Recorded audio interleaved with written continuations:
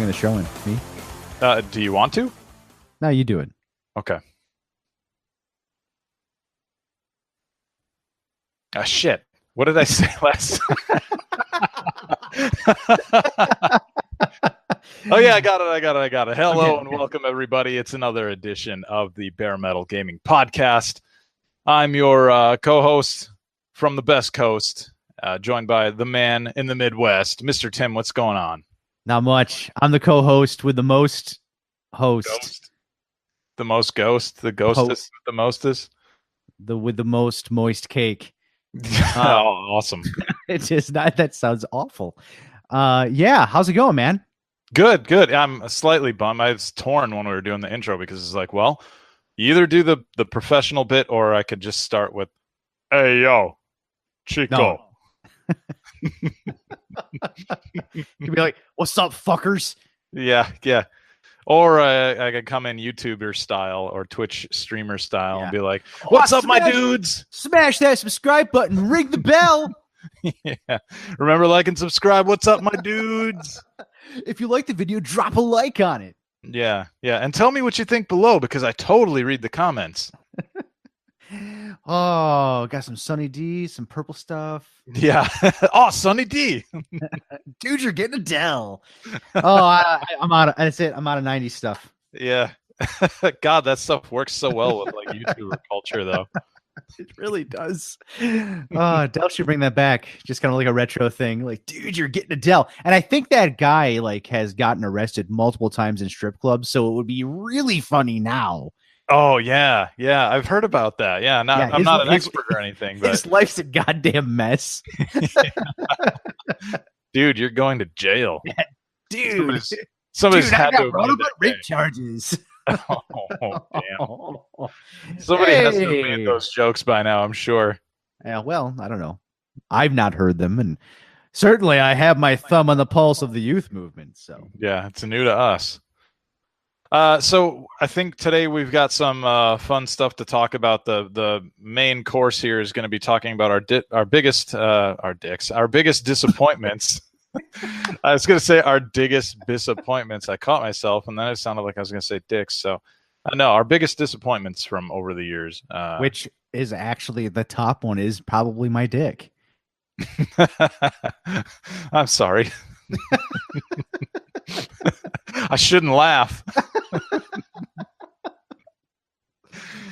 But yeah, before we get to all that, we have some other little tidbits we wanted to cover just for the hell of it, for funsies, I guess. Yeah, I just saw some. Yeah, you saw this in the news too about the next generation of Xbox consoles possibly being like a family of boxes. Yeah, well, and what kind of prompted it is today, Digital Foundry actually posted a video talking about this very thing. I saw that. Yeah, and it was kind of like they're specifically talking about during the E3 press conference. I can't remember the name of the guy that was the main guy who was in charge of Xbox again. Phil Spencer. Him. So when he was talking about the next generation stuff, because they had a brief mention of it, he was saying our Xbox consoles, and he talked about a family of consoles and all these other things. And then word has actually kind of come out from, because, back up just a little bit. Developers, if they're coming out with next generation hardware in the next year, 2 years, chances are early versions of that hardware or something approximating the performance of that hardware, the target platform, is already in hands of developers. Yeah. So word's kind of spreading. There's a rumor mill going on that there's actually going to be multiple Xbox consoles. Here's not really news. We have that now, but that's part of why I wanted to mention it, is that I just kind of like reading around, like cursory glances at different websites. People are losing their shit over this. They're like, "Oh, what? This is going to kill them." It's like, people, that's exactly what we have now. We've had that for like 3 years now. It's also sort of on a lesser scale what they did with the Xbox 360 when it came out, if you remember. Oh yeah, well, the original you didn't get a hard drive. There was a version that did and a version that didn't. And there's the Xbox Pro. Was it the Pro? No. What do they call it? The one that came with a hard drive. Maybe it was Pro. I can't remember. was like a paltry-sized hard drive, though, too. It wasn't even that Oh yeah, big. the original was 20 gigs. Yeah. Absolutely. But no, they had some name for it. It was like the X. Yeah. Anyway, the original Xbox 360 just used a memory card, and then you could buy the one that came with the 20 gig hard drive already with it. For like, I think it was like an extra $100, so it was well worth it because buying the hard drive after the fact. Oh, right. And then Xbox Live Arcade, once that got off the ground, Yeah, you needed a hard drive. yeah, And then pretty there much. eventually were games that like you needed a hard drive. Period. I think it was like Grand Theft Auto 4. 4 was on 360, correct? Yes, it was. Yeah, that one I'm pretty sure needed a hard drive. Like it would not run without it. There was a few games that were like that. Any shooter you were playing that was going to have map packs, you were going to need a hard drive for, and that goes back to the original Xbox generation also. Like you had to have, they only sold it with, it was the same Xbox the entire generation and everything, but like you needed space on that hard drive for like those Rainbow Six maps, for example. Yeah, because it had I think it was I'm trying to remember. It's funny. I actually just got an original Xbox for free. Oh, yeah? Well, I have a whole I have inherited a lot of computer and gaming equipment this week. But anyway, yeah, the original Xbox, they all had hard drives, which is why it was so funny that it had memory units. But I guess if you wanted to take your Halo game to your friend's house or something like that, right? Your Xbox account, take your save over there. Oh yeah, that's right, because you could put your Xbox account on there. Yeah, and you could do that with the original 360 as well, because you had a memory card. I had a memory card for my 360, and I used to keep my Xbox Live Arcade, or not Arcade, my Xbox Live account, my Gold account, on the memory card so that I could pop it out and take it to friends' houses. Back when people had friends, back in the old days, when we used to gather. Yeah, when we used to physically be in the same presence of each other, playing video games. The old days. So anyway, where we go? Yeah, people losing their mind over this idea of there's going to be multiple versions of consoles. It's what we've got right now. It's affected nothing. Do you want higher frame rates and higher resolutions? Spend more money. Welcome to PC gaming. Yeah, pretty much. Yeah, the thing that matters to me is, and I think, especially with Xbox, it's a little bit of an overreaction if you're worried about this, because like I'm kind of beating around my point here, sorry, but like they're so committed to backward compatibility, right? Oh yeah, and they've doubled down on that, recently and everything. They're still churning out, additional compatibility for like OG Xbox games and 360 I think games and stuff. Burnout Revenge for the 360 got snuck in. Yeah, that just happened not that long ago. Because they did Burnout 3, and then people were like, "What? We want Burnout Revenge," and then they were like, just quietly like, "Oh, here's Burnout Revenge." Yeah. But I think if they continue this trend, and I think it's a pretty safe bet that they will, that the next generation is going to play all this same shit because they've been talking so much about it, and it is kind of the one feather in their cap that they have over their main competitor, Sony, right? So I feel like, okay, if my copy of Gears of War 4 plays on any of those machines at all for the next gen, that would be great. It'll play at least as well as it does on my X, and if not better. And what more could I want there? If it doesn't play that, well, then it's a different story. If we have to like start from scratch next gen, which I just don't see Microsoft doing. I feel like I can see Sony doing it, but yeah, I feel like Sony might, but I don't know. Who knows? Well, further, like we are officially all the game consoles from here on out are going to be on x86 hardware or x64 hardware. So like AMD based systems. I don't see them going to Intel, but with things like standardization of graphics APIs, like OpenGL or Vulkan or in the case of the Xbox Direct 3D. That makes, if we stay in the same hardware, that makes backwards compatibility amazingly easier. Especially since the Xbox One runs on a version of Windows 10. So I would imagine, Microsoft has mentioned nothing about the next version of their operating system. So I would go ahead and assume that the next Xbox, which they've been codenamed Scarlet, is the word that's come out. Yeah. I would go ahead and assume that those will also be based on a slimmed down Windows 10 operating system. So backwards compatibility should be pretty straightforward. In the case of the Xbox 360, obviously they've already got a very nice emulation system in place that currently runs on the x86 x64 architecture that the Xbox One is based on. So it'd be trivial to get that moved over, provided they don't shift to some massively different hardware, right? Which I really don't think they're going to. There's not really any massive hardware to shift to. And then, you know, obviously in the original Xbox was based on a Pentium 3. So, you know, we're kind of full circle here. But anyway, I personally, I've thought about this when I got this original Xbox. I got a box full of barely used 1S controllers and a couple of Dukes, which, boy, I forgot those Duke controllers are just dreadful. Anyway, yeah, I'm getting ready to mod it. Actually, just got a 500 gig hard drive. I'm going to throw in it. Just load that thing up with games. Yeah, sure. A lot of people do that. Yeah, it's a good system for that, isn't it? It's so easy. It's so easy. It's so simple.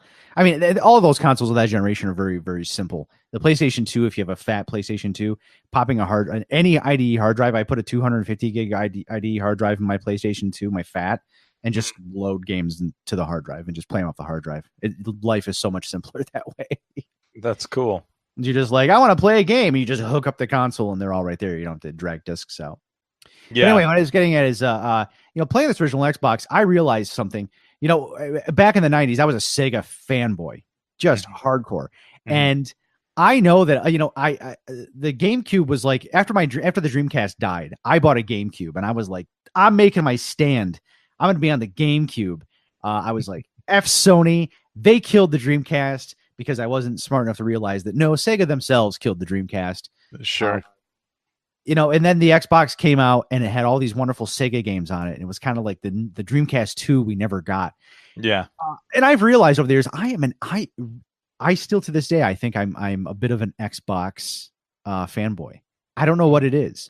I just really prefer their platform. And I wonder if a lot of it is that they were, with the original Xbox, they were kind of the underdog. They had like the most powerful hardware by far.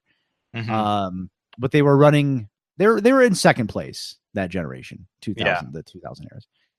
Then the Xbox 360 took off like gangbusters. Like that was the console for 10 years. And that was my primary console. I mean, we had a Wii, we had a PlayStation 3, but we got those much later. The Xbox 360, I got that sucker April of 2006. Is when I got my first Xbox 360. And now, now I have an Xbox One, which I play more often than the PlayStation 4 or the Switch that are sitting in my house. Yeah. I think I'm just an Xbox fanboy. Yeah.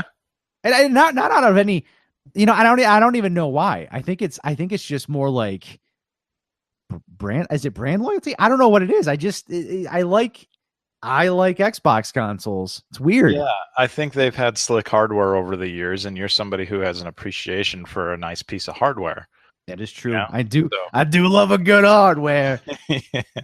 Oh, while you're not the biggest Gears of War fan or Halo fan or anything, and arguably I'm a really big fan of both of those, and those are like their key franchises. Isn't that weird?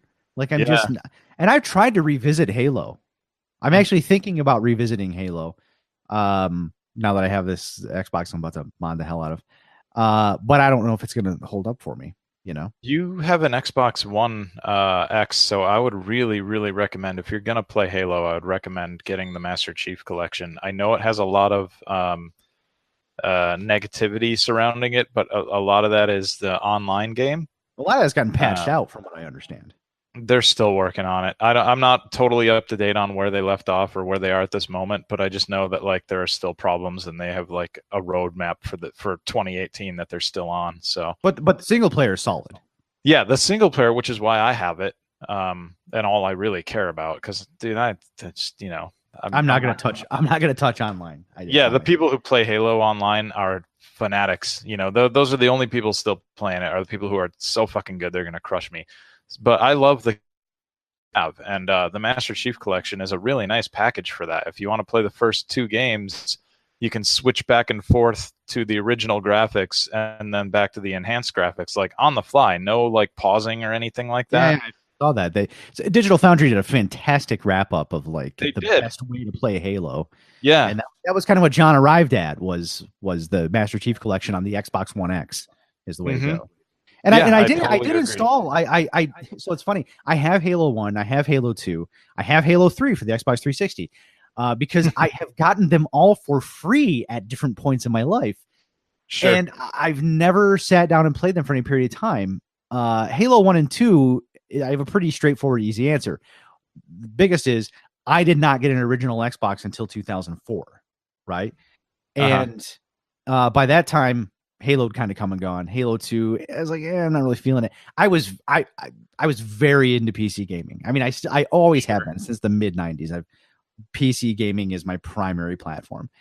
And I just never, the Halo thing never did it to me. I kind of looked at it the way I looked at like GoldenEye in the N64. It was like, oh, that's cute. Babby's first FPS, like when everybody was going nuts over Halo, it's like I'm sitting there playing Unreal Tournament in like 8-player LAN parties going like, oh, that's adorable what you guys got going over there with your 30 frames a second and 4-player on a 20-inch CRT. That's adorable.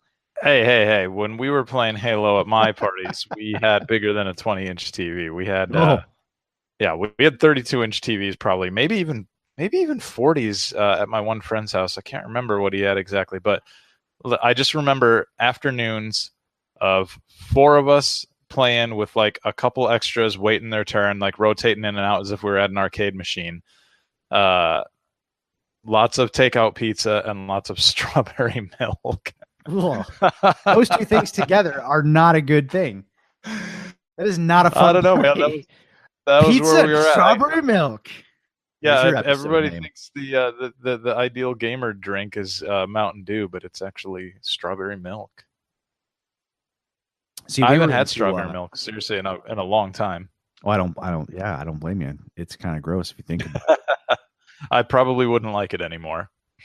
No, I don't know if I mentioned this on the show previously. So where I grew up, I grew up in upstate New York, and there used to be a LAN center, like a business that a friend of mine owned, called Gamers LAN, and so this was 2002 is when I think they started that, and we would just go there and just play. I mean, like we'd get there at like 8:00 on a Friday and leave at like 10 a.m. on Saturday.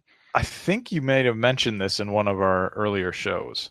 All 2 of them. Yeah. Anyway, I'm just reminiscing. It's like we would just drink like a Red Bull, and there was a drink called Balls. You remember Balls? Oh my God, with all of the little prickly nut the all blue, over it. Blue bottle. Yeah, we used to guzzle that stuff. Oh, gotta drain those balls.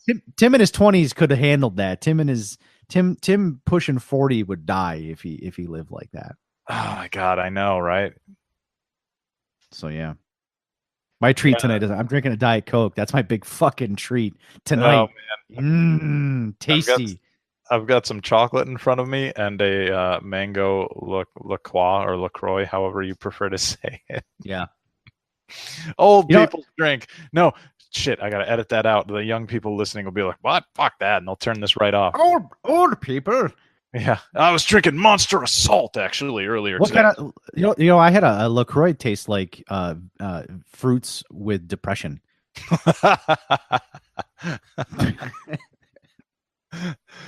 I don't know how. I can't remember when we started drinking those exactly, but they've replaced soda in my house, and lime LaCroix.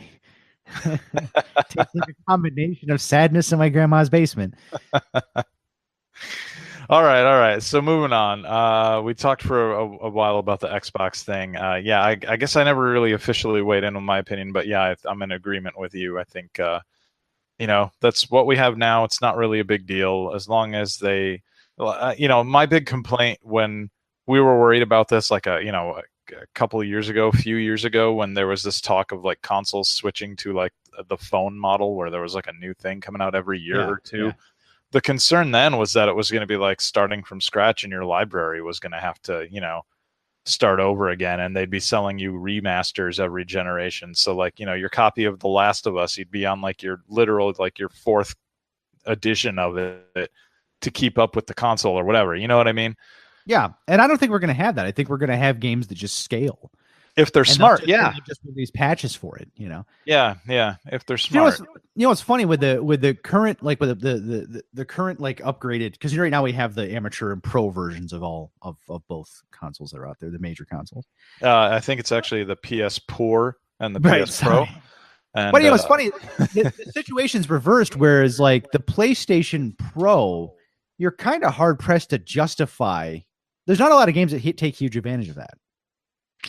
I definitely think like if you have a 4K TV, it's noticeable. Like if you play Killing Floor 2, for example, that's a good one to use as like an example. Or I guess God of War is the best example to use now. But you know how like the Xbox One X, like even if you're on a 1080p TV, you're gonna get some, goodies coming along with that system regardless. Super sampling down. Yeah, and Sony recently added that to the PlayStation Pro. Yeah.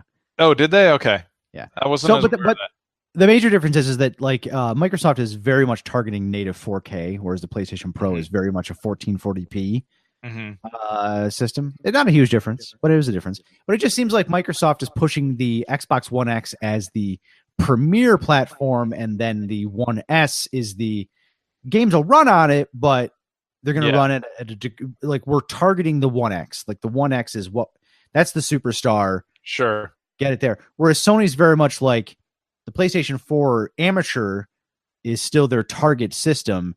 And some games are going to have cool things that you can do in the Pro, but not every game. Yeah. And I think that, as an owner of like, a launch system, PS4 or something like that, like there's an appreciation for that kind of approach because you don't feel like you're being left behind as much, Well, I think Microsoft had less to lose in this situation. There's there's not nearly as many Xbox Ones out there. And plus the people that bought into the Xbox One on launch, the one at launch, they really wanted to distance themselves from Kinect and all of the awfulness of that original console. Yeah. So I think they were willing to take off and nuke it from orbit. Yeah, that's a really excellent point.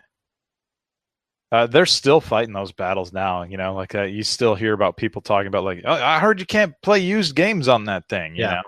I can't borrow games. My GameFly account will be useless. Yeah. It's we laugh, but like there are people out there who just, they're not as into this shit as we are, and they heard that once on like whatever news outlet they got it from, and it stuck, and like that's where they're at with Xbox for now. And I just googled it. GameFly still exists. Oh yeah, I had no idea. They're actually I haven't had a GameFly account, I don't think, since I've lived in Wisconsin, but they're a good place to go buy used games from, because everything that they sell it comes with the case and manual and whatever kind of like download card came in the box originally. They keep all that shit, sometimes with the stickers still on it, like the little one that goes along the opening spine. And then you'll order your game or whatever from them, and you get it, and it's like brand new, as long as some idiot didn't use the disc like an air hockey puck for whatever reason. But all the games ship on Blu-rays now, so actually the used market, it's really hard to scratch a Blu-ray. Like they're really resilient. You've had to have noticed that. Yeah. So, if anything, buying used games now is probably a better way. It's the best time to ever do so for disc-based media. No kidding. Yeah, it's not like trying to buy an old Sega CD game and just crossing your fingers. Oh God, yeah. Well, you want a good example? Going back to the that old Xbox I got. I had my copy. I still have a stack of like 30 original Xbox games, and then I just got like 15 more. And I was like, I grabbed a test game, and I my copy of Dead or Alive 3. Oh, I threw it in. And I bought these games new, so I took care of them. I popped it in, and it wouldn't load. It kept telling me like, you can't read the disc. I'm like, what the hell? And I looked at the bottom, and it just looks pristine. And it wouldn't read it, and it wouldn't read it, and finally I gave up and threw in like Dead or Alive 2 Ultimate, which worked perfectly fine. Still can't get that copy of DOA 3 to read. That's your drive, I think. I remember. Sorry, I didn't mean to interrupt. Oh, that's cool. But I remember that moment. So, If you remember back in the Xbox OG era, there were different versions of the system with just based on the drives. And if I remember right, the Thompson drive was the version that you wanted to try to get. And you could identify the drive by the disc tray, by like the physical appearance of the disc tray, like the circumference of the or you could take ring or whatever. Or you could take the Xbox apart like I already have. I have a V1 Xbox original that came out in this mine was manufactured in August of 2001. Oh wow, okay. So it has the noisy ass GPU fan. But yeah, anyway, it's not gonna matter. The optical drive can die in a fire. I don't care. It's not gonna matter because it's gonna be connected to a network with games being dumped onto it from my NAS. So could you put a digital version of DOA 3 on that thing? That is literally what I'm going to be doing. Yes. Yeah. Okay. I wasn't sure. I have a 0.5 terabyte of hard drive sitting in this Xbox installed currently, and it's going to just be loaded up with games. Yeah. Right on. That's cool. And I will never use an optical drive again. They are the devil. Yeah. Yeah. I don't have to tell you about my problems with optical drives. Yeah. You've had some serious ass optical drive problems, dude. Okay, moving on. Just something real interesting that I wanted to bring up really quick here. I backed the Shenmue 3 Kickstarter back in. Wait a minute, are you a fan of Shenmue? We've never talked about Shenmue on this show. In all 3 episodes, we've never talked about Shenmue. Have we really not? I feel like we have. No, we absolutely have. Oh, okay. An enormous amount of time last episode, in fact, talking about Shenmue. Okay. Well, I won't get into it then.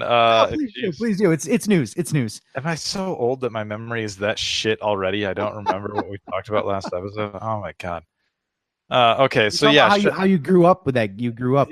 You were like, yeah, Rio's like a brother, man. I was traveling the world as a young man at the time, and no. So anyway, yeah, Shenmue 3. It's going to take 100 gigs of space. When that comes out, I guess in 2019, whenever I don't know if they have a specific Q1, Q2, whatever for 2019 other than just 2019, but 100 gigs, that's big, man. I suppose that's heartbreaking for you console kiddies, huh? Not really. I mean, I don't give a shit. I've got plenty of space for it. You plug an external hard drive in. I mean, it's especially the One X. You've got the thing's bristling with USB 3.0 ports. Well, I have oh, sorry. Well, I mean, the USB 3.0. If you plug in a spinning disk, be it if it's any kind of like standard spinning hard drive, 7200 RPM preferably, that's going to be you are already plugging that into something that has more than enough bandwidth to handle that, right? Because the internal spinning disk that's connected to the SATA connector, the USB 3.0 connector, like externally on the Xbox 360 or Xbox One X, and I believe the original Xbox One as well, more than fast enough for a spinning hard drive. The only way you're going to bottleneck that is if you use an SSD, which from what I've seen, there's not a lot of performance to be gained from going to an SSD anyway. So just plug a damn external hard drive in. Get a 1 terabyte external hard drive. Have your what? There's a 1 terabyte already inside of the Xbox One X, right? No, I actually have a 2 terabyte in mine. How did you can do 2? Oh no, I'm sorry. Jeez, I'm thinking of my PS4. 4. Yeah. The X1X I think is a 1 terabyte, and yeah, you're right. You are correct. I had the. Here's why I'm getting confused. The S. Because you're old and you forget things now. I know. The S was a 2 terabyte. The X is a 1 terabyte. So yeah. Anyway, I mean, yeah. So just get an external hard drive, plug it in. Big deal. It is a huge install though. Yeah, I'm actually signed up to get the PS4 version, and I've got over 1 terabyte left of space on mine, so I'm not too worried about it there. So, are they doing a disc release for this game? Yeah, that's 2 Blu-rays. Yeah, I don't know how they're gonna do it. If it's gonna be like you get a disc and then you download a bunch of stuff, and like if the disc will basically, in terms of like, archival purposes, if it will be useless. I don't know, but I know that I'm getting some kind of physical edition of the game. Yeah, I mean, it very, very easily could ship it on 2 Blu-rays, but I'm just saying, like, Blu-rays top out at dual layer. Well, so a dual layer is 50 gig, and then there's Blu-ray disc XL, which I suppose they could use, and that's 100 gigs. Mm-hmm. So I don't know. Yeah, maybe. I don't know. It seems like a lot. It seems like it's big, and the only explanation I can think of is knowing the previous games. There's a ton of recorded dialogue there. Depending on how they compress that. I can't wait to hear DTSX master audio. Him going, "Excuse me, do you know where I can find any sailors?" Right. Yeah, exactly. Have you seen any sailors? Do you remember that night? The other day when the snow turned to rain. No, hey, you guys get out of here. I'm podcasting. Barking at that dog in the other yard through the window. There will be no barking. You guys are not weighing in on the Shenmue situation. I was trying to think. I was like, when did he say that in Shenmue? I don't remember that. Yeah. No, my dogs are in the room with me here, and I've got the window open, and the dog in the yard next door is this little chihuahua that just yips at everything, yips at the wind, and when they hear him yip, and they yell back and say, "Shut up, little dog! I'll kill you! I'll eat you!" Anyway, yeah. Anyway, yeah, I don't know. Just something that I thought was interesting because, I don't know what the biggest game I have is necessarily, but I know that I was pretty my eyebrows went up a bit when Gears of War topped 100 gigs. Gears of War 4 topped 100 gigs recently, and then they put out a patch to shrink it down to size a bit. I guess they did some work to get your file size back down again. I think it might be somewhere around 90 gigs now, or 80. But I mean, it's got a year's worth of additional maps that you downloaded, and that's how it got up to that bloated size, though. So it's certainly and then the 4K texture pack they came out with and all that stuff as well. Yep, exactly. Which, by the way, that's such a good looking game. Yeah, it's very nice. Yeah, I've actually I've taken to running. I've dropped down to the 1080p 60 frames a second version. I just can't game at 30 frames a second. It hurts me in my soul. That's with that particular game. That's how I feel too. I'm a big fan of Horde mode, and Horde gives you that option to do the 60 or the 30 with the the 4K. And I take the 60 every time just because it just looks better to me. It feels better. It's more responsive. Everything's better because you're down. You're down. Because maybe you want to talk about input lag. Your frame time. Right. You're down. You're getting 16 millisecond input lag or frame delay as opposed to 34. Kind of crazy. It makes a difference when you're using something like the sniper rifle. You can. It is a tangible difference. So tangible. Yeah. Yep. Did I use that correctly? Yeah, you did. Hey man, what's FEXL? That stands for Fighting EX Layer. Which is how they say it?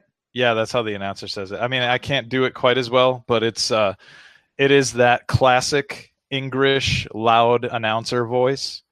And I love it. That's one of my favorite things about the game is all the English that's in it. Capcom versus SNK2 Millionaire Fighting 2000. Yep. And Marvel versus Capcom 2 New Age of Heroes. Although that's not English, but that's that same kind of case. I know. It's just Millionaire Fighting 2000. Yeah. What is Millionaire Fighting? If you win, you're a millionaire. Millennium Fight? Millennium Fight is what they meant. Yeah. Fighting EX Layer. This is for me, it is a callback to Street Fighter EX plus Alpha on the PlayStation 1. There are also Street Fighter EX2 game, or Street Fighter EX sequel games. There we go. Got it out finally. On the PS2, and there's also a series called Fighting Layer that I've heard of, but I've never really played.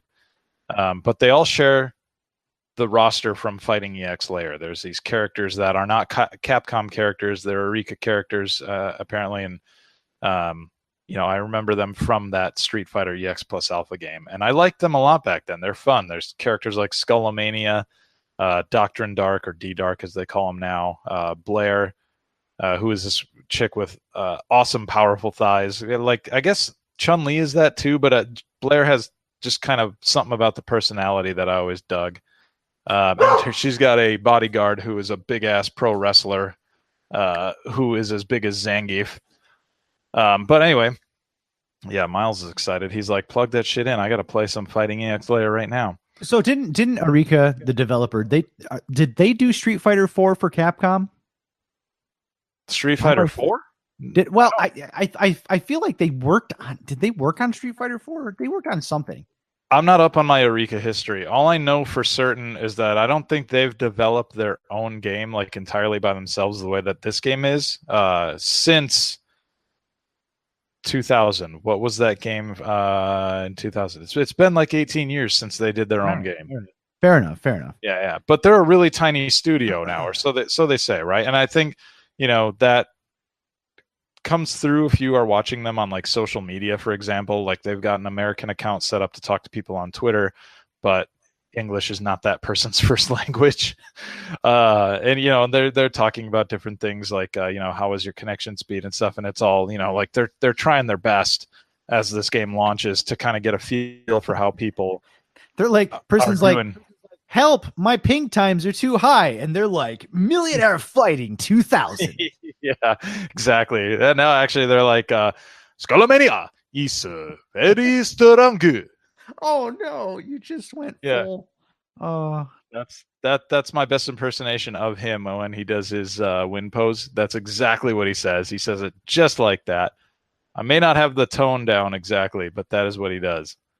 And I love it. Like that, it just brings a smile to my face. So I mean, I was very interested to play this game. I mean, you know me, I love a good fighting game. Yeah. I really do. Yeah. But I am not an online player. I may wander in, once in a while. Dragon Ball Fighters, I did that. Sure. Street Fighter 4 certainly wandered in and out. But I very much enjoy the single player game. Yes, me too. Which Fighting Layer EX does not have. No, and actually, I did not know that going in. So I knew that I found out the day that it came out, actually, that it wasn't going to have an arcade mode. But I had read, it's got this thing that you can use as like a substitute for arcade mode called Kumite mode. Okay, what is that? That's Kumite? Whatever. Sorry, I'm not from glorious Nippon. Kumite. Okay, sorry. Kumite. I'm just gonna keep calling it Kumite. Fair. Anyway, that's like a survival mode, basically. But you can only access it in the training mode. So you have to load up training mode, and then you have to, how you control your CPU. You like, motionless or jumping or whatever you want to kind of behavior you want to make them do. Well, there's a setting for that where it then turns it into a continuous opponent thing where their life bar actually goes down and stays down. And then when you defeat them, there's like a, 1 second pause while the next guy runs out, and you just continue with your current life bar until you finally lose. And that sounded okay. But the thing that nobody mentioned was that you can only do that in the training mode, and the training mode is locked to that stupid fucking grid stage that every fighting game does that I hate. Because and I say I hate it because it's boring. It sucks the life out of the fighting game, in my opinion. Like, they use it in tournaments all the time. Like, everybody, you got to play in the training stage. You got to play in the no, because you get the best performance that way, and there's no distractions to the back. No, like, fuck all that, man. The best part of fighting games sometimes is how cool the fucking backgrounds are. No, not even sometimes. That is the coolest part of fighting games. Sure. And Fighting EX Layer has some great backgrounds. It really does. And it does different time of day for backgrounds too. So you can go to the same spot and yeah. That's some SNK shit. Yeah, and it's awesome. It's really cool. I like it a lot. And there's some familiar tunes in there, but reworked. So like Paulum Perna, who's a character from the old games, she's not in this, but she's been teased as like the first of the DLC characters that they want to bring out if the game is successful. But they already have a new version of her theme done up, basically like a remix or whatever. And it sounds great. And you recognize it right away. You're like, that's Palm's theme. And they have that in the game. So you go to the stage where that plays and it's like, all right, yeah. So she's like, it feels like she's almost in the game, kind of. You know what I mean? Like there's a familiar feeling there. And I like all that, like there's a familiarity with a lot of the characters and some of the music and stuff in the game. And I really appreciate all that about it. And what sucks right now is that unless you want to go online where people are just savage and God damn it, get out. Yeah, dogs. Crying out loud. Still going at it. And then neighbor, I got the window open and the neighbor's doing something in their yard. Anyway, I lost my train of thought. Something about the stages. Oh, something. Yeah, unless you're willing to go play online, and which I'm not opposed to, right? Like I'll go play online because it's the only way right now to see the stages and hear all the music and get the most out of the game. But yeah, I'm looking for an arcade mode so I can kind of like play at my own pace and not have the pressure of somebody just like constantly steamrolling me. And it seems I'm not alone because a lot of the reception has been, yo, why is there no arcade mode in here? And like, what is this, Street Fighter 5? A lot of people saying that, and I think they're hearing the feedback because on Twitter today, the account did their best to communicate to somebody who was like, hey, I want to review your game, but I have 2 questions quick. Are there any plans for arcade mode in the future? And then they asked one other question that's escaping me at the moment. And the account just said, hey, we've heard your feedback on that. And regarding those 2 things, we won't have anything to say until Evo. So please wait for Evo. And, Evo's in July every year. So that's not too far away. But that sounds to me like they might bring some kind of arcade mode to the game in a patch, which would be wonderful because that's all I want, Well, I mean, the lack of arcade mode is what kept me away from Street Fighter V and still has to this day. Yeah, same here. That's what kept me out. And what keeps me out of it now is that they're not done releasing characters. And honestly, like I'd rather, knowing them and knowing what they did with Street Fighter 4 and with Marvel vs. Capcom 3, I'd rather just wait until all the characters are out and they put out one final disc, and that'll be the thing that I get, Yeah, no, I say that every single time, like with the big Cody reveal. Mm-hmm. Because I don't think we ever talked about it in this show, but I'm a big pro wrestling fan, and Kenny Omega, who's like the current top guy in New Japan Wrestling, he was in he filmed a commercial for the character, the DLC Cody, because he's a huge Street Fighter player. He like streams it, he goes to Evo, all that fun stuff. Oh, that's cool. And he loves Cody, and he actually, a lot of his character in wrestling he based around Cody. Like he has like he has a his finishing move these days is the V trigger. Anyway, lots of interesting stuff, and he actually played Cody in the live action trailer for the character DLC. Oh, that's cool. And I saw that, I was like, we're still waiting. We're still got DLC characters coming out for Street Fighter 5. Yeah, like just put them all in a disc, call it done, and move on with your life. I know. And while we're talking about this, one of my things that irks me the most this generation is Killer Instinct has a fucking disc version out there called the Definitive Edition that only has the first 2 seasons on it. I know. I bought it. I have it. It irks me because there's nothing definitive about that. Well, wait, no, it has all the characters except for the last guy. Who's the last dude they added? You're thinking of Kill something. Anyway, because I bought it. I bought the ultimate edition on Windows forever ago, and when I got my Xbox One, I was like, obviously I could play that, but I was like, I wanted the Killer Instinct 1 and 2 classics, and I ended up scoring a brand new sealed copy of the Definitive Collection for $9. And I was like, I'm happy with that to have the 2 Killer Instinct original games. That's pretty rad. But yeah, I was like, not everything's on the damn disc. How is this definitive? Yeah, no, it's missing more than just Kilgore was his name, by the way. It's missing Shin Hisako. It's missing Eagle. Let's see, what else? Does it have does that? I don't think that disc version has like Mira or General ROM or Idol or Rash. I See, and think that I don't know because I had the ultimate version, so the disc is pretty much for me to play KI.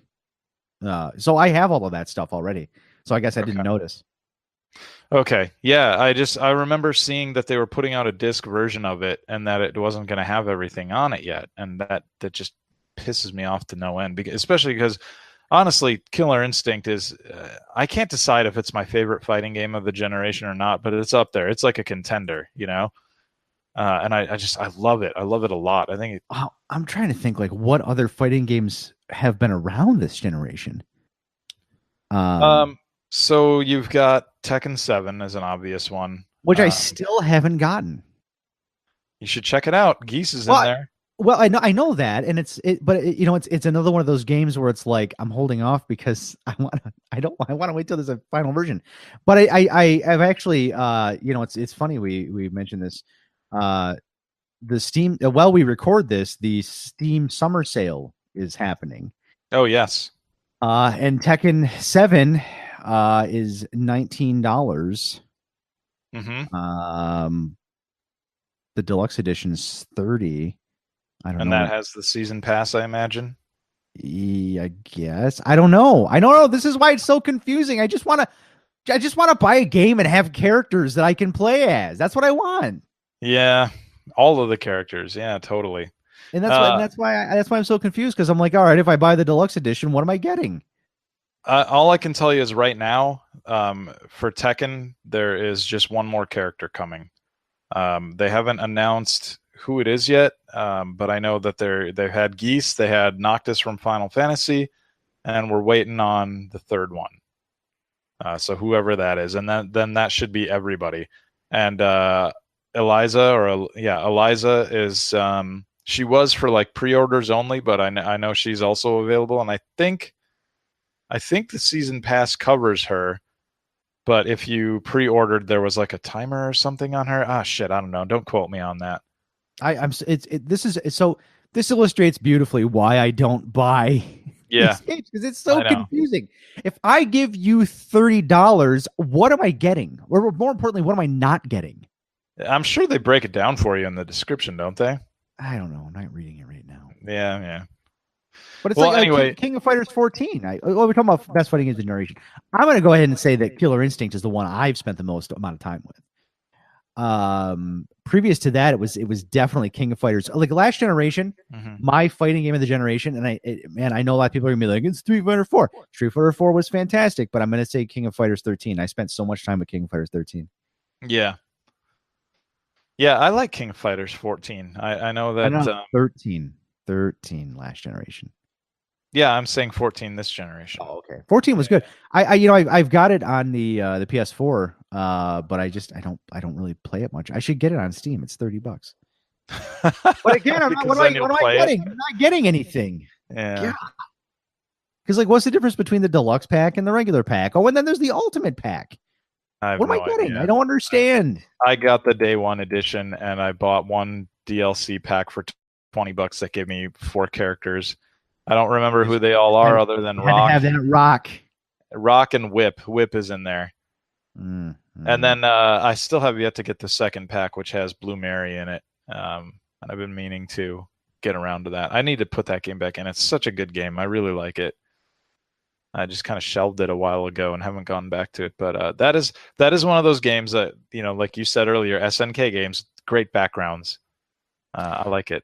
I found the backgrounds in KOF 14 to be miserable compared to the old ones. They're so lifeless. There's nothing happening in them. For some, I'll agree with that. Yeah, but there are some really good ones, man. Like the one that's on the IndyCar track. That's great. One that's at the... But I'm just used to like the by and large, like the I don't know, man. Like you go back to the old 2D games and like... Yeah, I got you. Bristling with activity and whatnot. I got you. I hear you. Anyway. Yeah, so Fighting EX Layer, I like it. I am never going to be great at playing online just because I bounce around to other games too much, and I don't put in the time to really get a character down and stuff and learn a lot of the intricacies of fighting games and stuff now these days. Not nearly like I used to. And So I'm just way more casual. And so if you're like me, I don't know that Fighting EX layer is worth it for you right now. But if at Evo they come out and say, yeah, we're bringing arcade mode to it, you'll get the traditional 8 fights and some dumb picture at the end with some text over it. Skullomania went on to be revered and have a movie made after him. Hey, then jump on because it has a lot of charm. The characters are cool. They got personality. They're all very unique and distinct. They're all like deliciously Japanese too, and I like that about it. Like, there's no boring. As much as I love Dead or Alive, like I really, really like Dead or Alive 5 Last Round. I've been playing that a lot this gen. That and Killer Instinct are probably my top two, honestly. But DOA's got some boring characters that I hate. It's got and granted, Bayman's been around, or Bayman, however you want to say it. It's been around since like the first game. But like, he's generic, boring army dude with a beret. Right. And, he was the big muscly guy in their game. He was their Zangief. You're thinking of Bass, actually. Oh, yeah, the Hulk Hogan lookalike. Yeah. Yeah. Bayman has the life preserver, right? But yeah, like there's nobody lame like that in Fighting EX there. I like all the characters. They're all kind of cool and definitely unique, and there's a lot of charm here, but they just need to offer something for the players who aren't going to be practicing, to have a go at Evo or whatever, or, aren't looking for like that next round online. And that's the other thing too, man. Like I've been going on some of my message boards and stuff, and there's a lot of people talking about, how they think it looks good, but they're going to hold off from buying it because of no arcade mode. And so, okay, well, if those guys aren't buying it, then that's less people in the online game. Granted, maybe not all of them are going to play online anyway if they're looking for arcade mode, but the point still stands. Like, you've got your install base that's out there of like your sales and stuff and potential players, and that's only going to be worse for the online scene if that number's smaller, So, well, that's fair, but I mean, it's a lame chicken and egg problem, right? It's like when I fell in love with fighting games in the arcades because that's where they lived, right? But the playing against other people was something that happened, like, but by and large, I was there to go through the single player. Yes. Yeah. When I walked up with $5 in quarters to dump into Mortal Kombat 2, I was there to fight up the ladder, and then every once in a while, somebody would like join in. Totally.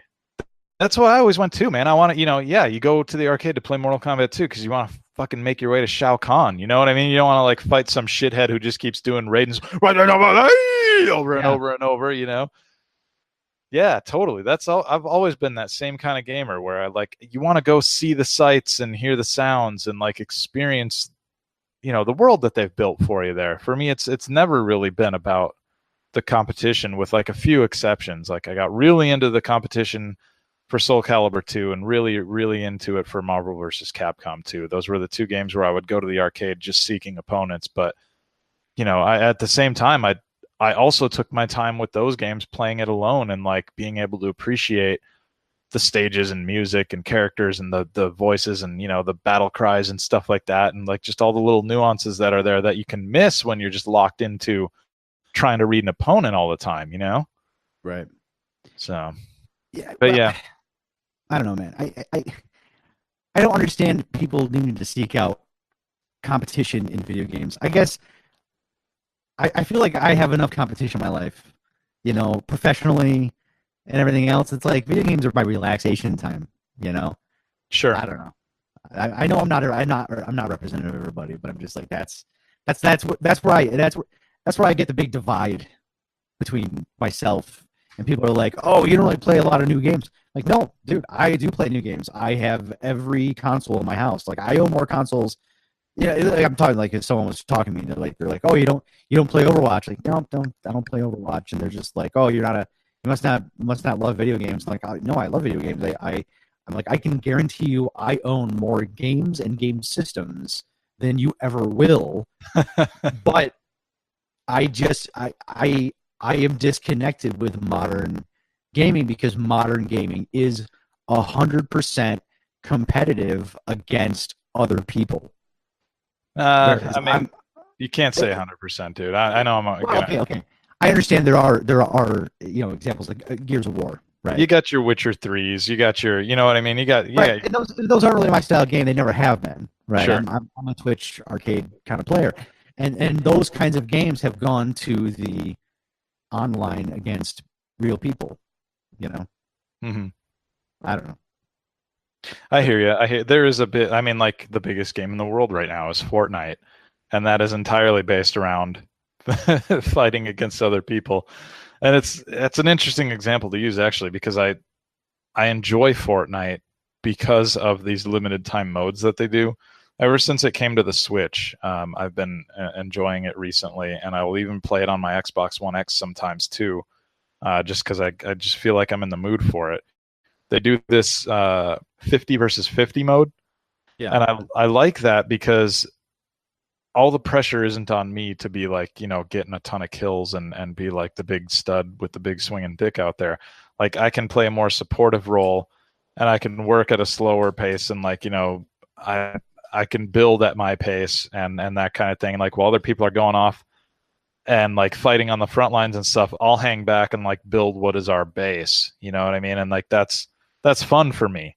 And before they didn't used to have that. It used to just be solo, duo, or teams of four, and I wasn't into it as much then. But now you get these bigger team modes, and that is way more my style. So that's been more fun. But yeah, that's the hot thing. You mentioned Overwatch too. That's a game that I dropped out of. A lot of charm. It's cool. It's fun. There's neat stuff to be seen there. But god damn, does that game get old when you just get rolled? And you encounter all these people who like live Overwatch, and they'll have like a team, 6 strong of people who know each other and play Overwatch all the time. And like each of them, half of them are streaming on their Twitch channel, and Overwatch is their thing. And like, I'm sorry, man, but it's just not fun for me to go and like just get smoked by those people, And it's not because it's got nothing to do with being a sore loser. Because honestly, if you watch me play Fighting EX Layer, that's a good gauge of my ability to take a beating and not be bummed out about it. Or fighting games in general. It just has to do more with looking for a different kind of experience, that doesn't derive enjoyment purely from crushing others, Right. Yeah. I don't know. I've said it before on this show, I'm pretty sure, but video games for me, they're what I do in my downtime, right? Yeah. Yeah. Hey, let's move on. Let's move on. Let's cover our big topic that we said we were going to get to, because I imagine we might run out of time if we don't hurry up. I was just going to say, like, we were like, oh, we don't have to talk about how this is going to be a short show. Yeah, no, it never is. Yeah. Biggest disappointments. So games that we've bought over the years, could be many years ago, could be recently, where maybe we just didn't see it coming, and we discovered that we just hate the game, and we had no idea how much we were going to hate it or how disappointed we were going to be by it. I've got some in the hopper, but I want to give you the opportunity to kick us off here if you've got one ready to go. Well, my big one, and it's a game that I am revisiting right now as we speak. It is a game that I bought on launch day. It is a game that was hyped beyond everything you could ever imagine. And that game is Daikatana. Oh, gosh. Yeah. Wow. So I'm sure everybody out there listening knows the history of Daikatana, but it was John Romero. He left id Software after working on Quake. He formed his own development studio called Ion Storm. He was going to make Daikatana, and he was the hot level designer guy behind the Doom games and then Quake and then Wolfenstein, and he was he was a gajillionaire. He drove Ferraris and had a hot stripper girlfriend and all this other fun stuff. Yeah, he was a big deal. And they had this marketing campaign. Now he wasn't responsible for this. This was a marketing person at Ion Storm, but famously had the full page ad that said John Romero is going to make you his bitch. Yes. And then it just said Daikatana, suck it down. Yeah. And, could it be any more 90s? And it was and the game was delayed, and it finally came out because it was announced in 1997. It was supposed to be out in 98. Yeah. And between 1997 when that game was announced, alongside Duke Nukem Forever, mind you,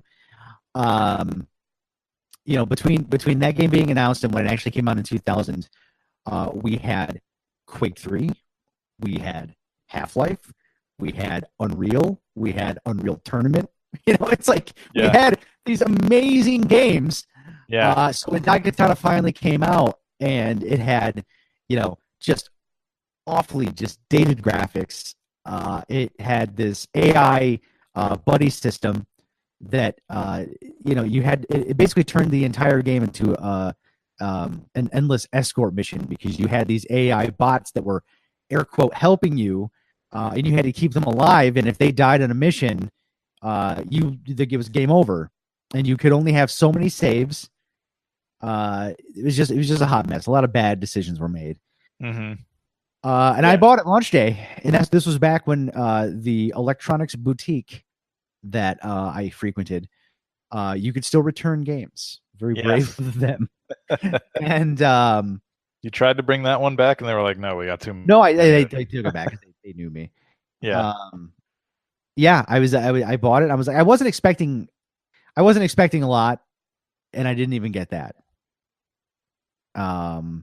So yeah, that was my big one. But the reason I'm revisiting it is that there was a big push about a year ago. There was a fan project to get the game patched to fix. Obviously it's not a great game. Mm-hmm. It has design issues. You can't take a bad game and magically make it a good game with a patch. Right. But what you can do is you can address a lot of the issues that hurt the gameplay, such as it is. Mm-hmm. So there was this big fan push to do so, and they ended up actually getting the help of John Romero himself. Oh, cool! And they fixed all the bots. You can actually play through the game without bots if you're so inclined. But they actually went through. When you go to turn off the bots with the new patch, it's like, listen, it literally puts up a screen that says, listen, we understand, but we've put so much work into these new bots. They're not going to commit suicide. That's going to be, please try it with the bots. I'm like, all right, I'll try it with the bots. Sure.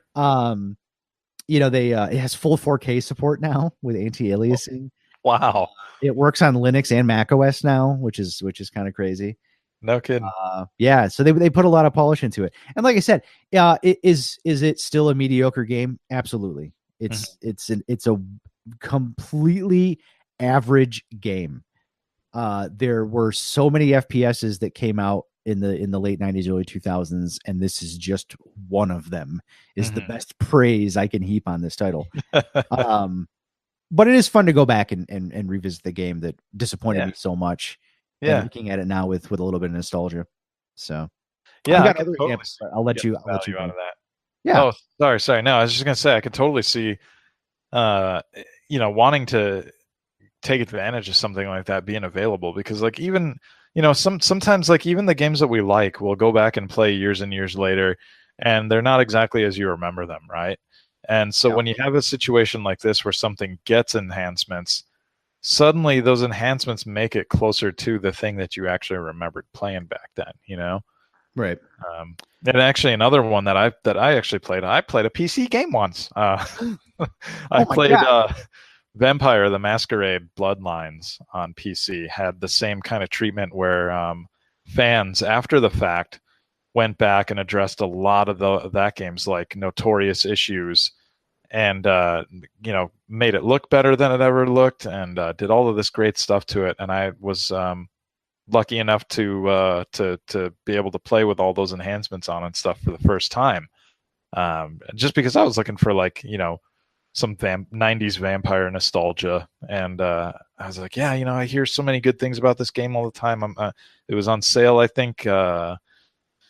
It was either Steam sale or Amazon for like $5 or something like that, and I got it, and it was like one of the best experiences I had the year that I played it. So, but this is about disappointments, I suppose, huh? Yeah, you were disappointed. I'm like, you're not disappointed. Yeah. Twisted Metal 3 jumps to mind right away for me. I was a big Twisted Metal fan back in the PlayStation days. And I was as well, because like when I and you probably remember this is the same way I do. When you first played Twisted Metal, the original Twisted Metal, it was like I clearly remember having the thought of like, video games can't look better than this. Yes.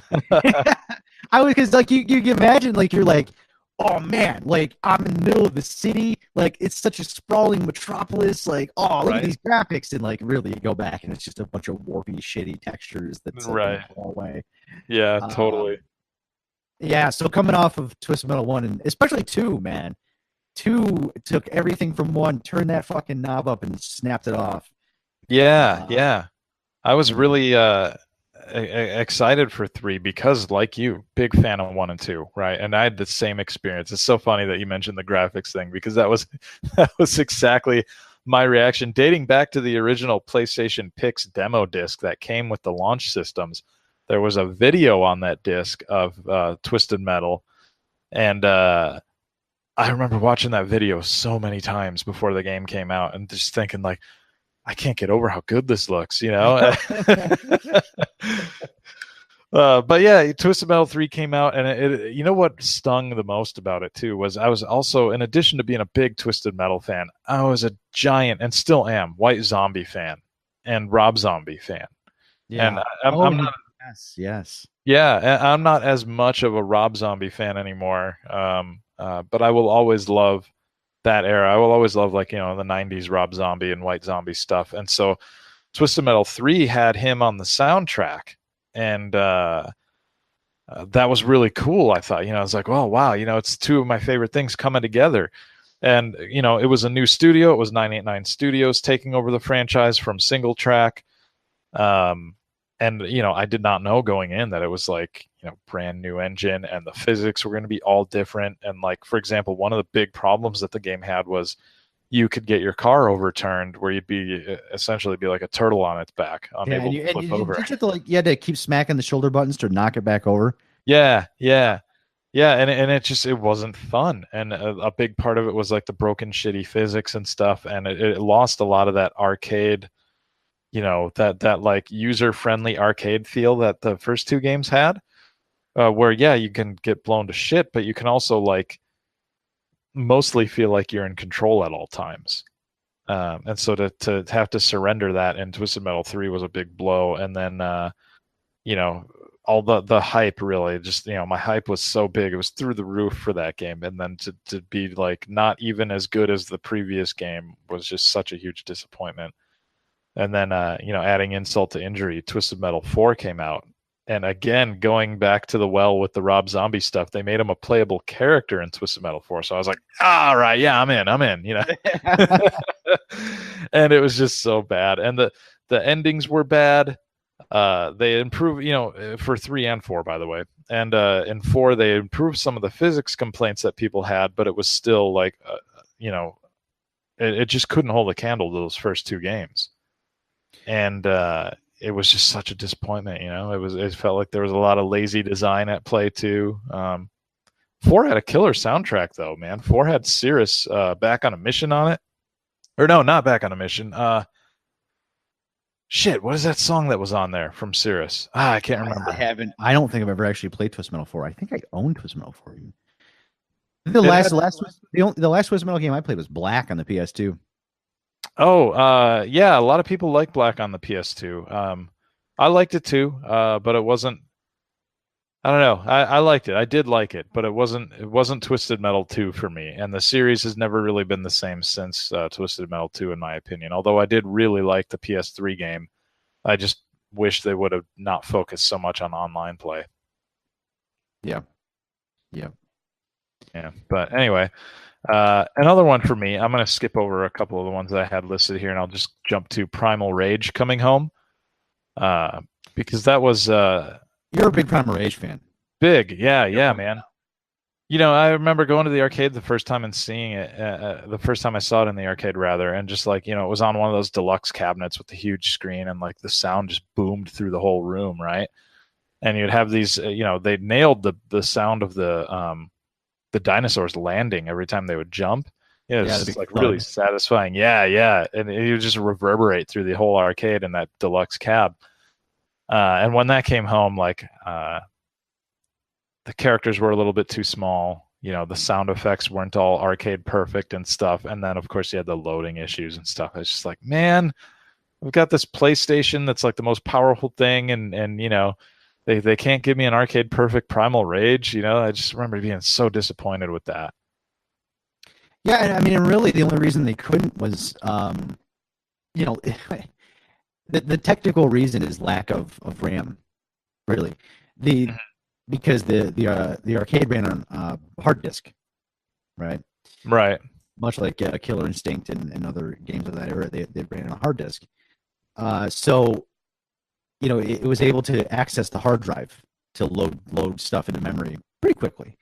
Whereas the PlayStation, it only had that little 1 meg or 4 megs. I can't remember off the top of my head. Had a very small amount of memory that it had to get. The CD wasn't fast enough to stream off of, so it had to load that in memory. So they had to reuse sprites because processor wise, there was zero reason. Like it was literally storage and RAM limitations. It like processor wise, graphics wise, the PlayStation was more than capable of delivering that, as was the Saturn. Yeah. So it was a victim of its time. Yeah. And to this day, we still haven't gotten an arcade perfect Primal Rage. Am I correct? You are correct, sir. In fact, the best version that one can get of that game is the Saturn version, which you left with me before you moved. Is that one the best? Yeah, the Saturn version is the best version of Primal Rage. Okay. Just big and sprites. Probably always will be, because Atari is just completely incompetent now. And I'm sure that code is just lost to time forever. But yeah, and MAME hasn't. You said that it has protections that no one has replicated yet. So even MAME's not accurate. Right. Even MAME is not perfect. It's close. There are little differences here and there, though, too, that like nerds like me, all 5 of us out there who would notice this shit when we saw it, will be able to call out. But yeah, it's weird how much I know about Primal Rage. It's weird. It is weird, but it's hard.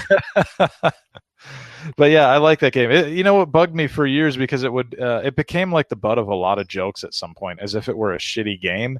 It's like that thing that gamers love to do, where they like cluck their tongues at something that's retro that they never actually played, and just be like to pretend like it was never really good.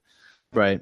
Yeah, and it's like, hey, fucker, you weren't there. Like Jurassic Park was hot shit back then, and that game was there to capitalize, and it did in a big way. There were action figures and all kinds of shit for that game. It was a big deal. That was one of those things where how back then gaming magazines would look for a reason to put Street Fighter or Mortal Kombat on the cover, because those were like the hot shit games at the time. Primal Rage was like the third game that you would try to mention on the cover for a little while. What fucking claymation dinosaurs? I mean, yeah. It was cool as hell, man. Oh, and the sound effects. They nailed some of the sounds. When Talon does this attack where he jumps and he lands on the opponent's head, and he kind of like digs in his claws and like twists a little bit. It makes this like bone cracking sound that to this day like just kicks ass. People forget that Atari had a second renaissance, at least in arcades, in the late 90s. Mm-hmm. I mean, think about it. You had, mid 90s, I should say. You had Primal Rage. Mm-hmm. You had Area 51. Mm-hmm.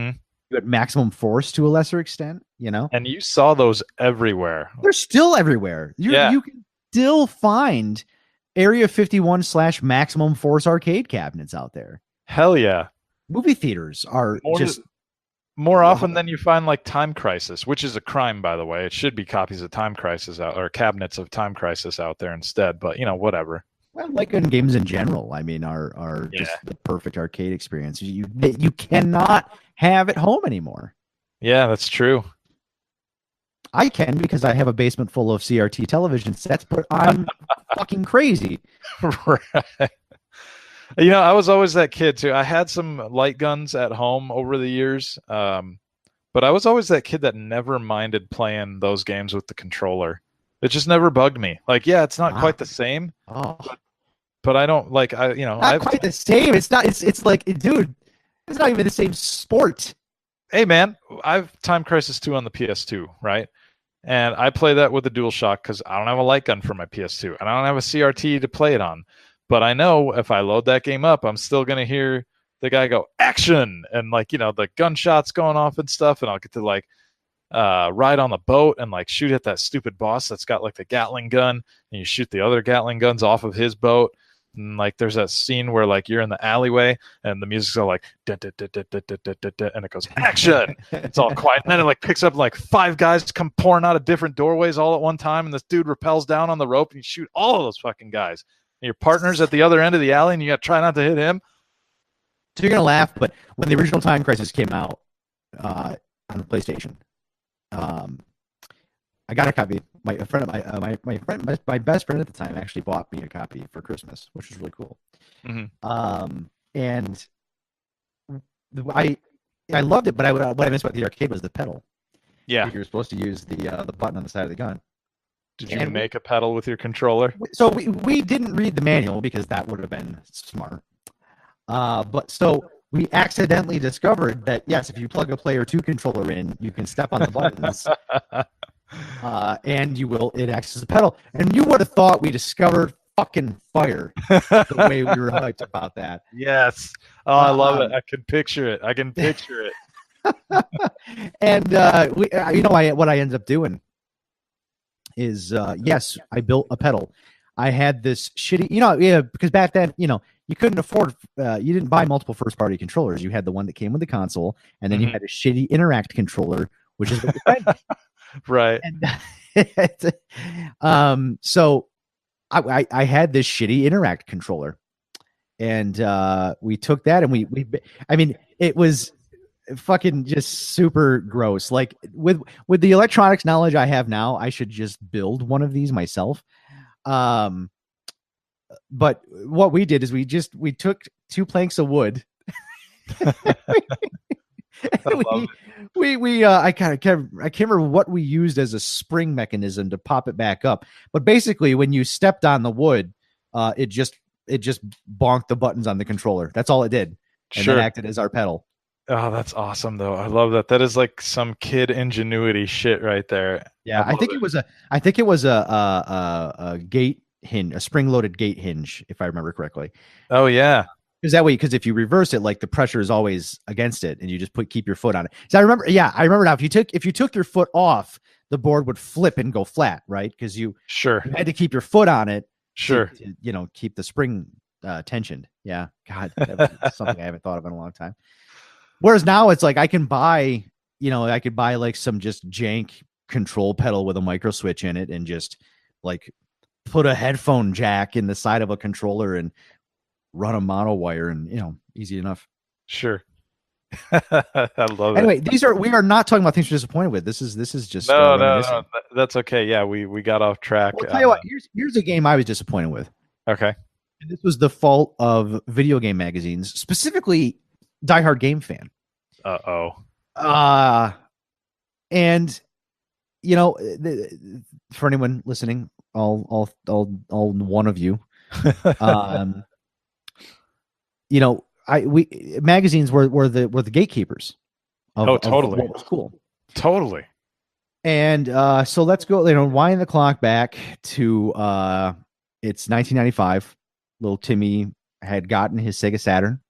Okay, yeah. That year. He was 16 years old, had a little bit of pocket money, and it's like, I want to buy a new game. And the October issue of Die Hard Game Fan came out, and they did a review for a game called Battle Monsters for the Sega Saturn. Yeah. And it was a digitized fighting game from a company I'd never heard of, Naxat Soft. And the reviewer was basically like kind of talking about like, oh yeah, it's fine, it's fun, it's totally okay. Like, yeah, it's a good time. It's Halloween. It's a fun game. If it's, you should totally pick it up. So I go to the store and I walk past Panzer Dragoon. Then I walk past Clockwork Knight 2. And I go to Battle Monsters, and then by this time, it's like, Street Fighter Alpha's right around the corner. X-Men Children of the Atom had just come out. But nope, I'm there for fucking Battle Monsters. And it's full price, $50. So I pick it up and I buy it and I get it home and I'm like, what is this shit? But it's funny. I did end up playing it. You kind of, because I was like, I can't return it because I bought it at Babbage Software, which the return policy was not as forgiving as Electronics Boutique. Sure. Did not return it because it was open. So I was stuck with Battle Monsters because I didn't know anyone else in the Tri-County area that owned a Sega Saturn. So I had nowhere to dump it to. Right. So, I mean, I ended up playing it, and to this day, like, it does give you that nostalgia tingle. Mm-hmm. And it is one of those games for the Saturn that has risen in value, weirdly enough. Yeah, because I imagine there probably weren't a lot of copies printed. Well, there weren't a lot of copies is always one aspect of it. But the other aspect of it is fucking YouTubers started covering it. Yeah. As like this hidden gem. A hidden gem that you love to laugh at. Right, which made the price go up. So that game, which, I paid $50 for brand new, I think it sells for about that still now, which is nuts. But anyway, Yeah. that was disappointing. But again, it's like, time heals all wounds, and now it's like I could probably pop in Battle Monsters and go like, yeah, this isn't terrible. It's just it is of its time, Yeah, but that's how I feel about that stuff now. Totally. But it is tough looking at a game like that when like Street Fighter Alpha is literally its contemporary. Yeah. Bad choice, Tim. Bad choice. I don't know that I would love Way of the Warrior nearly as much as I do had it not had the White Zombie first album as the soundtrack for the whole fucking game.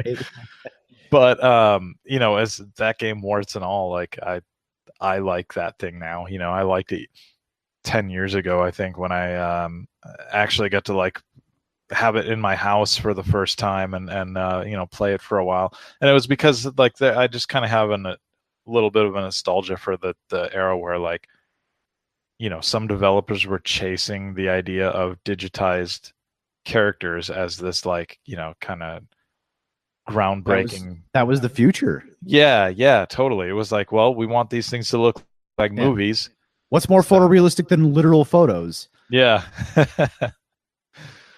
Plus, also the announcer was so cool. Shaky Jake, Crimson. What was I liked playing the biker chick all the time too. She was my go-to. I can't. Oh, Crimson Glory. That's what it is. Crimson. So what's another disappointment for you? Yeah, I got one more I'll hit as the clock ticks down on us here.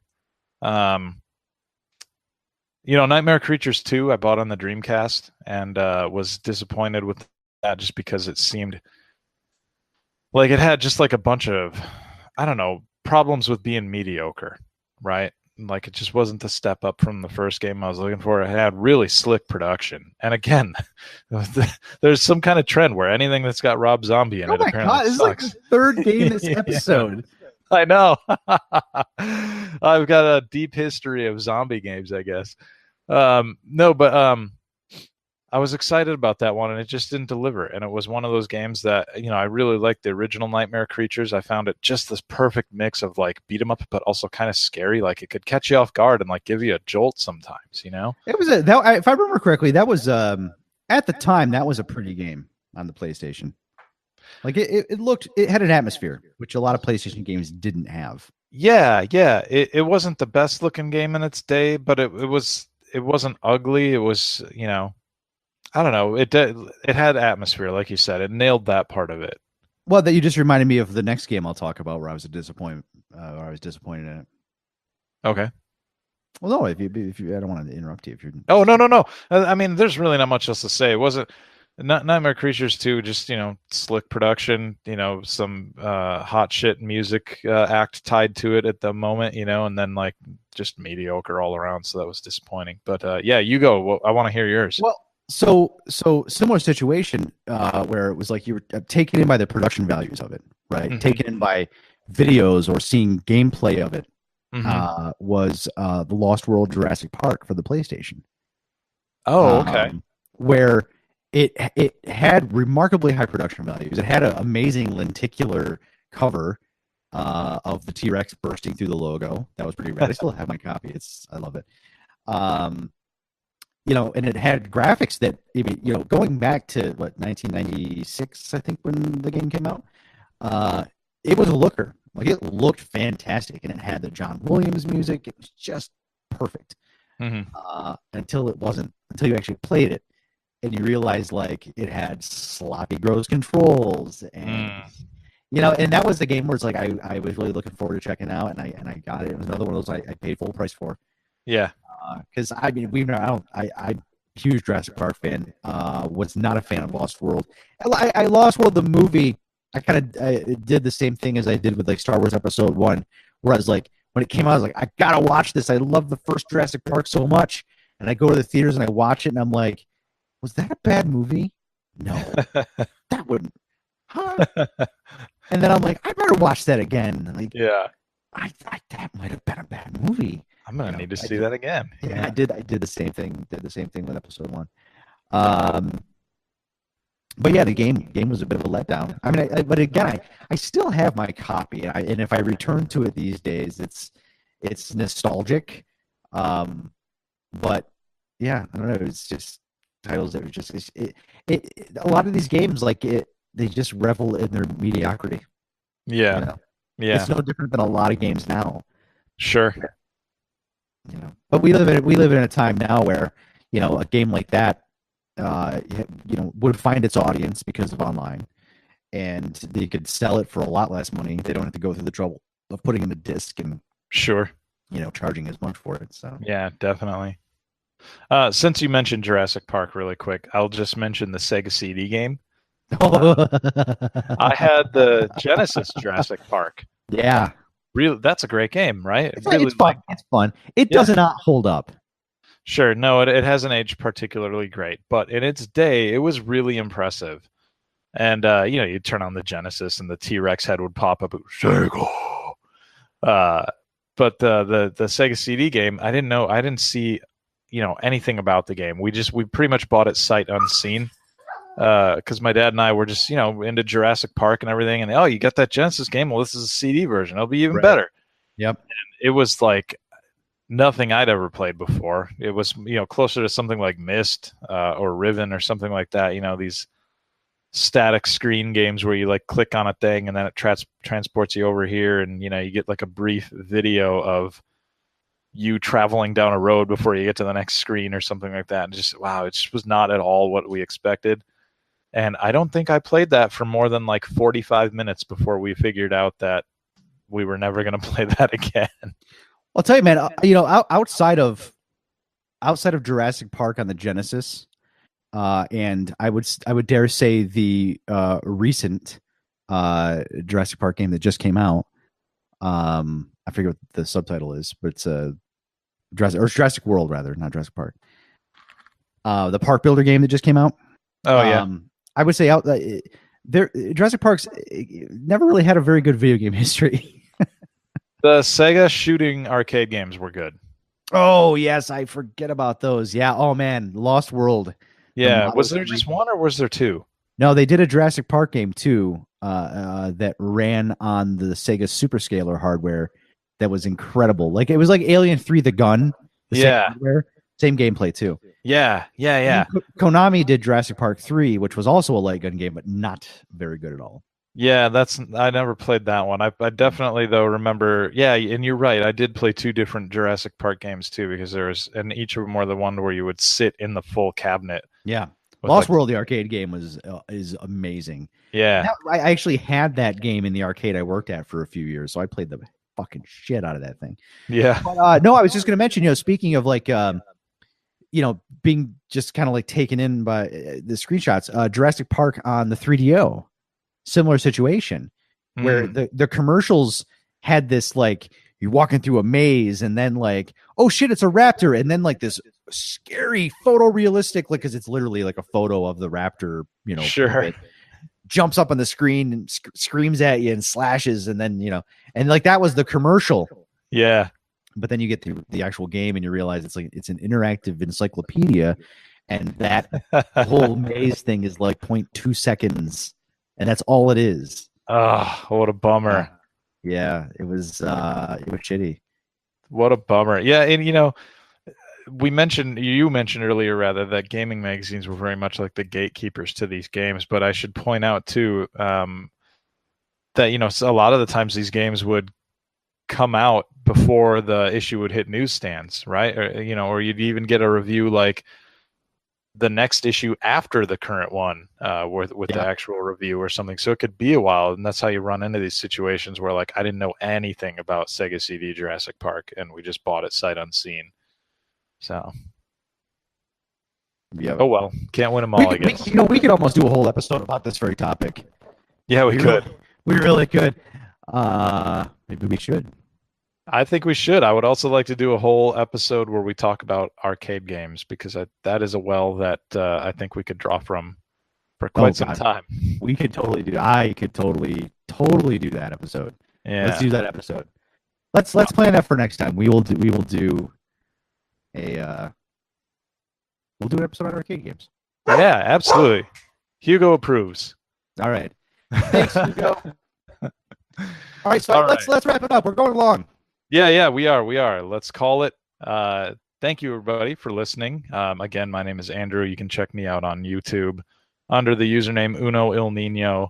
I do a lot of just videos where I talk about games that I played back in the day, and where I was, what I kind of had to say about them back then versus right now. Also covering old issues of PSM magazine right now, if you remember that. So like the first 7 issues of that magazine that started in 1997. I have those up on my channel right now if you're interested in checking that out. Kind of page by page going through it, talking about it. And yeah, that's kind of where to find me. I'm also on Twitter, but I'm much less fun there. Let's not even go there. Let's instead turn it over to Tim. Tim, where can people find your stuff? You can find me at Tim Wilsie, Wilsie, pretty much everywhere.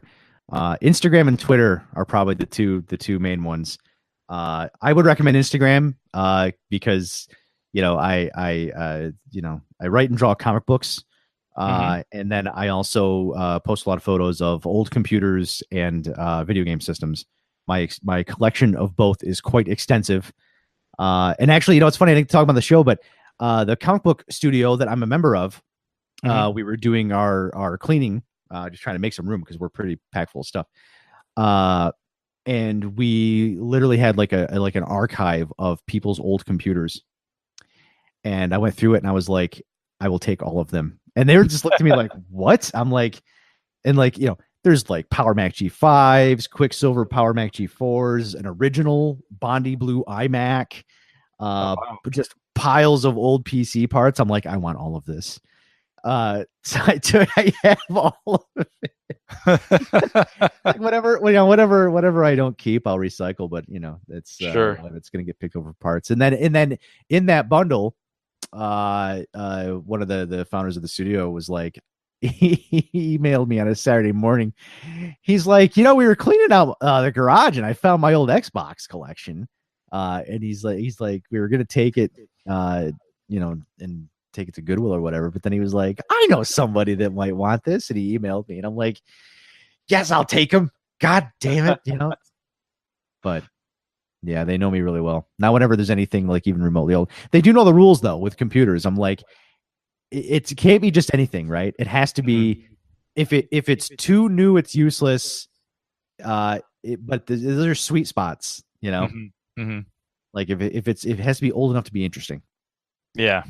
Like I don't want your fucking Windows 7 Core 2 Duo box. Like I'm good. The Bondi Blue iMac is a good score. That's a cool thing. Yeah, and it was mint condition. I mean, just gorgeous. That's cool. Yeah, that's funny is I trying to restore it, and the optical drive was will not read CDs because 1998. Sure. Very common for drives not to read CDs, and I a bit of a computer technician guy. I'm not scared of stripping them down to bare wires. And I forgot how easy those old iMacs were to fix because I used to fix Macs for a couple of years. You can just pull that thing right apart. And I was like, oh man, I wonder if I have an optical drive around. And I was gonna just look for an old CDRW to just kind of throw in there temporarily to kind of do what I needed to do, then take it out. And then I realized I'm like, oh, it's a what you'd call a parallel ATA interface. It's just a little snapper interface thing. Very, very common. And I was like, oh, I think I have a couple of slimline drives. I should take a look. And the drive I had that was drop-in compatible was a fucking Blu-ray reader. So I have the world's only original iMac G3 with a Blu-ray drive in it right now. That's kind of awesome. It cannot read Blu. I mean, you can put a Blu-ray in it, and it doesn't know what to do with it, right? Right. Like, yeah, here's some stuff, I guess. Right. Here's a disc that's bigger than the hard drive inside the machine. Right. But a lot. It can read burn CDs, which is really all it needs to do. So. Sure. Yeah. That's cool though. Okay, so that's where to find us. And again, thank you for hanging out and listening to the show and listening to us wax nostalgic about stuff, I guess. We'll be back. Probably it's going to be a little while. I'm going to be out of town for a couple of weeks here. So we'll be on a bit of a break. But we'll get it going again when I'm back, yeah? Yeah, we will. And we'll talk about arcade games. Hell yeah, I'm looking forward to it, man. That is a topic. Oh man, our wives are gonna have to just like turn off the computers at some point. Just walk in and just yeah. Don't do that. All right, well, thank you again, and we'll catch you next time, everybody. Bye.